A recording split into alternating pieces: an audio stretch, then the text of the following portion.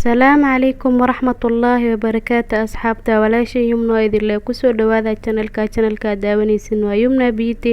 Maanta waxaa idin wadaa cabitaan oo ah mango cream ayaan idin wadaa. Maanta waxaan ka samaysan doonaa meeshaan waxaan ku haysanaa whipping cream oo powder ah. Whipping cream ka ayaa soo hagaajinaynaa, waxaan ku soo darsanaynaa hal koob oo caano ah, hal koob wax ayaan ku soo darsanaynaa whipping cream ka asagoo buda asagoo diyaar oo qasan oo qoyan waad heli kartaa. aniga waa samaysanayaa maasha Allah. intaan ayaa si fiican isku soo dhexgelinayaa makiinada. marka ugu horeyso si xoog leh ayaad u sameynaysaa, ka bacdi markay ku soo yar adkaato makiinada ayaad u gaabinaysaa, wax yar ayaad ka dhiganaysaa ilaa markii ugu dambeeyo.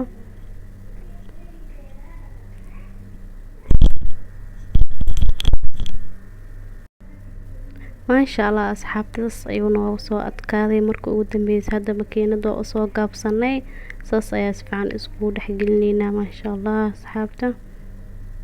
saas ayuu noogu soo baxay maasha Allah. inta meel ayaa iska dhiganaynaa. hadda waxaa soo samaysanaynaa cambahayni. cambaha waa laba xabo oo kala waaye asagoo ii diyaarsan ayaan haystaa aniga. intan ayaan kusoo shubayaa makiinada. si fiican ayaa usoo blend gareynaysaa smooth ilaa uu kaaga noqonayo maasha Allah asxaabta. smooth ayuu noo soo noqday. waa kana cambahayna waa inoo diyaar maasha Allah asxaabta. cambahayna waa inoo diyaar. whipping cream kayna waa kas. whipping cream ka waxaa waaye waa kii oo caadi keega kor looga shubto cream ka waayo. hadda kiskis ayaa ugu soo shubanaynaa cambahayna. si fiican ayaa isku dhexgelinaynaa intaanayte cambaha kiskiska qaadada ayaa qaadanaysaa, wax yar ayaa ugu soo shubaysaa ilaa si fiican iskaga dhexgelisid.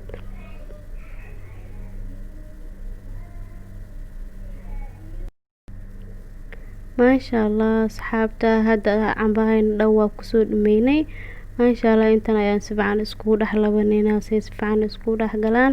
saas ayuu noogu soo baxay smooth asxaabta. cambaha kuma soo darin sokor dhan kuma soo darin.